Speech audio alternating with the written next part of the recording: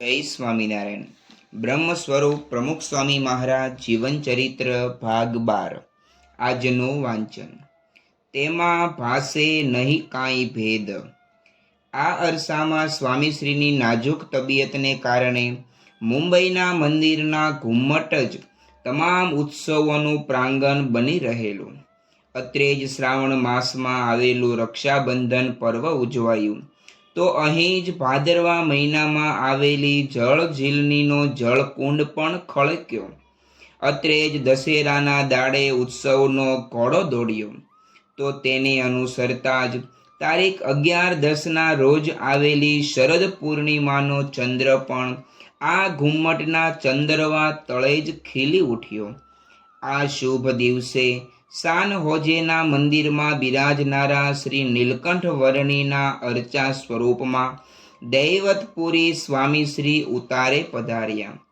અત્રે આજની રાત્રે તેઓના હૃદયનો એકોકાર્ડિયોગ્રામ લેવા ડૉક્ટર લોટલીકર આવી પહોંચ્યા. તેઓએ જરૂરી તમામ તપાસ બાદ સ્વામીશ્રીની શારીરિક સ્થિતિ સંતોષકારક હોવાનું નિદાન કરતા સૌના મુખ પૂનમના ચંદ્રની જેમ જ ખીલી ઉઠ્યા. આ સમયે સંતોએ સ્વામીશ્રીને જણાવ્યું, આજે શરદ પૂર્ણિમા હોવાથી ડૉક્ટરને દૂધ પૌવા જમાડ્યા. આ એમના માણસોને જમાડ્યા? ડાક્ટરની બાજુમાં ઊભેલા બે સહાયકોના સંદર્ભમાં સ્વામીશ્રીએ પૂછ્યું. આમ ડૉક્ટર હોય કે કમ્પાઉન્ડર, સૌ પર સમાન ભાવે અમૃત વરસાવતા રહેલા તેઓના શરીરને આ સમયે ઝાડા ઉલટીના ઉપદ્રવે ઘેરો ઘાલેલો, છતાં સ્વામીશ્રી સેવાનો તાર તૂટવા ન દેતા. સંતો પૂછે, તબિયત ઢીલી પડી ગઈ? ત્યારે તેઓનો જવાબ હોય, ના ના, કંઈ થયું નથી, 2-3 વાર ઝાડા થઈ ગયા. આ રીતે શરીર સંભાળથી તદ્દન નિસ્પૃહ રહેતા સ્વામીશ્રી તારીખ 15-10ની રાત્રે એક મીટિંગથી પરવાર્યા ત્યારે ઘડિયાળ 9:42 વાગ્યાનો સમય દર્શાવી રહેલી. રાત્રિ આરામ માટે ઊભા થવાની નિશ્ચિત વેળાને હવે માત્ર 3 જ મિનિટ બાકી બચી હોવાથી સેવકોએ સ્વામીશ્રીને કહ્યું, આરામ માટે પધારો. કેમ વહેલા? હજી 3 મિનિટની વાર છે ને? પણ 3 મિનિટમાં આપ શું કામ કરશો?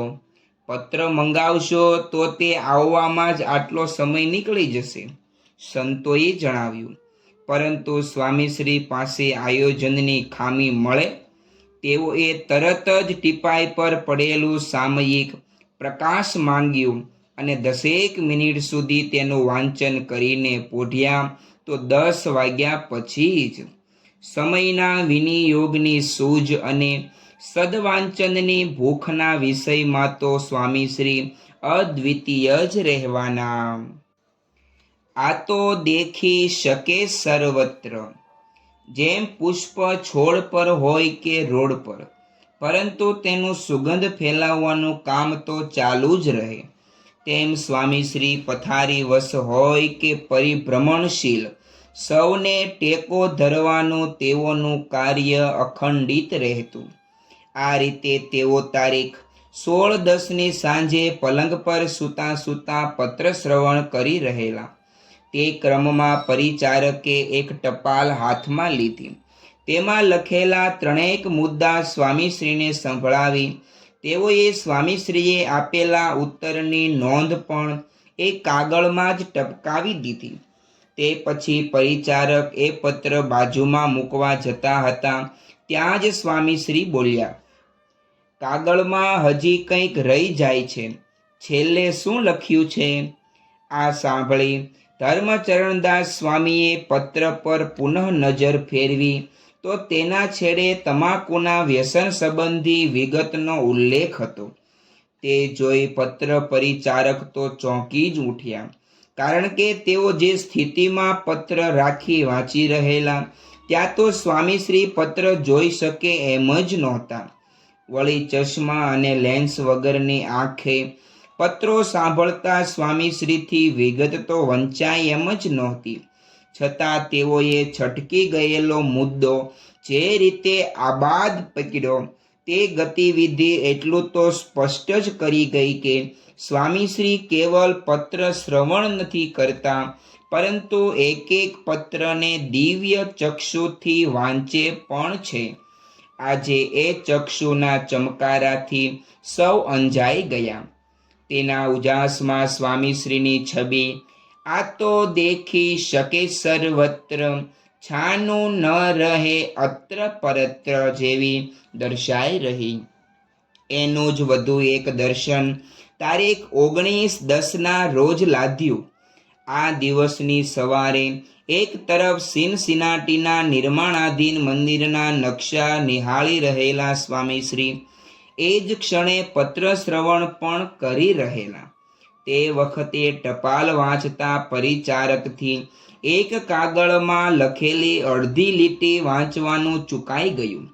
આ ગપલતથી અજાણ તેઓ તો આગળનું લખાણ વાંચવા માંડ્યા, પણ તે પત્ર પર આંગળી મૂકી તેઓને અટકાવતા સ્વામીશ્રીએ કહ્યું, આ રહી ગયું. આમ જણાવી તેઓએ બધી વિગત ફરી વંચાવી. તે જોઈ સૌ આ 90 વર્ષીય શતાવધાની સંત સમક્ષ ઝૂકી પડ્યા. અહીં બ્રહ્મદશા થઈ જશે. તારીખ 22/10 સવારે ભોજન ગ્રહણ કર્યા બાદ એ જ આસન પર બિરાજી સ્વામીશ્રીએ પત્ર શ્રવણ શરૂ કર્યું. આ સમયગાળો એટલે તરેહ તરેહની સાંસારિક સમસ્યાઓના સળ સહજતાથી ખોલતા સ્વામીશ્રીના ઐશ્વર્યનો ઓવારો. અહીં બેસનારાને સ્વામીશ્રીની કંઈક ને કંઈક વિશેષતાનું દર્શન અવશ્ય સાંપડે. આજે પણ એવું જ બન્યું. જ્યાં પત્ર પરિચારકે એક કાગળ ખોલ્યો ત્યાં જ દૂરથી એ ટપાલને જોઈ સ્વામીશ્રી બોલ્યા, બારોટ આવ્યા. તેઓ આ કાગળ હરિભક્ત શ્રી વાસુદેવ બ્રહ્મભટ્ટનો છે તે વિગત અક્ષરો પરથી જ કળી ગયા. સ્વામીશ્રીની આવી અસીમ આત્મીયતાના અંકોડા કોણ ખોલી શકશે? એ અંકોડાથી ગૂંથાયેલા ભક્તોનો પ્રવાહ હવે દિવાળીના દાડા નજીક આવતા જ સ્વામીશ્રી તરફ વહેવાનો શરૂ થઈ ગયો. મુંબઈનું મંદિર પણ નવા સંવત્સરને વધાવવા વિવિધ શણગાર સજવા લાગ્યું. એ ક્રમમાં તારીખ 25/10 રોજ આવેલી કાળી ચૌદસે કેટલાક ભક્તોએ ભૂતને નિમિત્ત બનાવી સ્વામીશ્રી સમક્ષ એક પ્રહસન રજૂ કર્યું. તેના સંદર્ભમાં જ એક સંતે વિનંતી ઉચ્ચારી કે બાપા, ભૂત વળગે એ પણ છોડતું નથી, તો આપ અમને ન છોડતા. અમે તો જીવ દશાવાળા છીએ. અહીં જીવ દશા ટળી જશે અને બ્રહ્મ દશા થઈ જશે. સ્વામીશ્રીના મુખેથી અભય વરદાન વરસી પડ્યું. તે પામી સૌની દિવાળી અધિક અજવાળી રહી. દિશે આજ દિવાળી સારી. સૌ સંતોની જય, સૌ હરિભક્તોની પણ જય. આજે દિવાળીનો ઉત્સવ સારી રીતે ઉજવાય છે. આ દિવસે આપણી અંદર પણ દીવડા પ્રગટ થાય. સત્સંગી ભક્તો છો તો એમને તો કોઈ વ્યસન દૂષણ નથી, એટલે સુખ સુખ ને સુખ છે જ. આ પૂર્વ ભૂમિકા બાંધી તારીખ 26/10 રોજ આવેલી દિવાળીના દિવસે અમૃતધારા વહાવતા સ્વામીશ્રીએ વધુમાં કહ્યું, આત્મારૂપ પોતાને મનાશે તો કોઈ દુઃખ નથી. શાંતિ શાંતિ ને શાંતિ છે. કોઈ આપણને મૂર્ખ કહે તો એના પર ધગી ન જવું. આપણે દુઃખ માનવાનું છે જ નહીં. આવા પ્રશ્નોથી આપણે મૂંઝાવાનું નથી. આપણે સેવા ભક્તિ કથા વાર્તા કરતા રહીશું તો સદા સુખિયા રહેવાશે. દિવસે દિવસે સત્સંગના આનંદને કેફમાં રહેવું.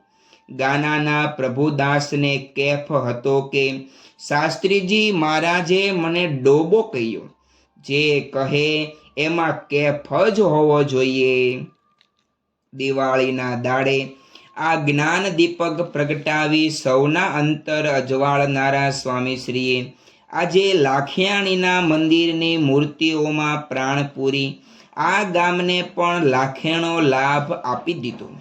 જ્યાં બિરાજી તેઓએ આ વિધિ કર્યો એ અભિષેક મંડપમાં ચોપડા પૂજન નિમિત્તે કલાત્મક રીતે ચોપડા ગોઠવવામાં આવેલા. તે સૌ પર અમી દ્રષ્ટિ વેરી સ્વામીશ્રીએ ભક્તોના વ્યવહારની સુખાકારી વાંછી. ત્યારબાદ તેઓ મંદિરમાં પધારીને વિશેષ રસલહાણ રેલાવવા લાગ્યા. જો કે આજે પ્રતિષ્ઠા, પ્રવચન અને પૂજનના પરિશ્રમને કારણે તેઓને થાક લાગેલો જણાતો હતો. પ્રસંગોપાત બોલાતા શબ્દોમાં ધ્રુજારી પરખાતી હતી. અવાજ પણ ક્ષીણ અનુભવાતો હતો. છતાં લગભગ 1 કલાક સુધી સૌની વચ્ચે રહી સ્વામીશ્રીએ હરિભક્તોના હૈયે આનંદની આતાશબાજી મચાવી દીધી. તે જીવંત પ્રસારણ દ્વારા દેશ વિદેશમાં પથરાયેલા સત્સંગીઓના સદનમાં પણ ગરજી ઉઠી. આ જ ક્રમ તારીખ 27/10ના રોજ ફૂટેલા વિક્રમ સંવત 2068ના પ્રથમ પ્રભાતે પણ જળવાઈ રહ્યો. આ સમયે પ્રાતઃ પૂજાથી પરવારેલા સ્વામીશ્રીએ દેશ વિદેશમાં રહેતા બધા હરિભક્તોને આશીર્વાદ છે, બધાઈને જય સ્વામિનારાયણ કહી પાઠવેલી શુભેચ્છા જીવંત પ્રસારણ દ્વારા ઘરોઘર ફરી વળી. તેને અનુસરતા સ્વામીશ્રીએ અન્નકૂટનો અધ્યાય ખોલી નાખ્યો. તેઓ જ્યારે પ્રાતઃ પૂજા બાદ મંદિરના ઘુમટ તળે આવી બિરાજ્યા ત્યારે અત્રે ઠાકોરજી સમક્ષ સેંકડો વાનગીઓ ગોઠવાઈ ચૂકેલી. એ જ રીતે દેશ દેશાવરથી ઉમટેલા હરિભક્તો પણ હકડે ઠઠ બેસી ગયેલા. આ બંનેને જોઈ પ્રસન્ન થયેલા સ્વામીશ્રી થાળ ગાનમાં સંલગ્ન થઈ ગયા. તે વિરમતા જ તેઓની અમૃતધારા વહેવા માંડી કે સબ સંતન કી જય ને બધા હરિભક્તોની પણ જય. આજે આપણે બેસતું વરસ છે ને નવા વર્ષના દિવસે ભગવાનના દર્શન ને અન્નકૂટના દર્શન કરીને આપણને વરસનો આરંભ થાય તો વરસ આખું સારું જાય, જીવન આપણું સારું થાય. ભગવાન તો અનંત કોટી બ્રહ્માંડના રાજાધિરાજ છે. એમને આટલો અન્નકૂટ ધરીએ છીએ એ પણ ઓછો છે. અનંત ગણું સુખ એમણે આપણને આપ્યું છે તો આપણે એના માટે શું ન કરી શકીએ? ભગવાનનું આપેલું છે ને ભગવાનને આપીએ એમાં કંઈ મોટો ઉપકાર નથી. એટલે ભગવાનની ભક્તિ કરીને બધા સુખિયા થાવ એ આજના દિવસે પ્રાર્થના. નવા વર્ષે આ આશીર્વાદ પામી ધન્ય થયેલા ભક્તોના આનંદની વિશેષ અભિવ્યક્તિ આ સમયે અમદાવાદમાં થઈ રહી. આ વર્ષે અહીંના મંદિરની સુવર્ણ જયંતિ નિમિત્તે યજ્ઞપુરુષ સભાગૃહમાં 2551 વાનગીઓનો અન્નકૂટ ધરવામાં આવેલો. 26 ફૂટ ઊંચા આ મહા અન્નકૂટમાં 2400 જેટલા મેસૂબના ચકતામાંથી ખડો થયેલો દિલ્હી દરવાજો, 7 સેતુ સહિત ખળખળ વહેતી સાબરમતી નદી વગેરે કર્ણાવતીના પ્રસિદ્ધ સ્થાનો પણ હુબહુ રચવામાં આવેલા. આ અદ્ભુત દર્શન માટે રાજ્યના મુખ્યમંત્રી શ્રી મોદી પણ ખાસ ઉપસ્થિત રહેલા.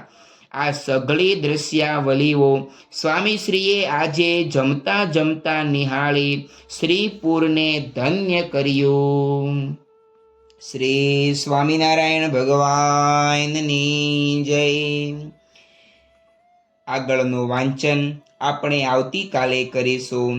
ત્યાં સુધી સર્વે હરિભક્તોને ભાવથી જય શ્રી સ્વામિનારાયણ.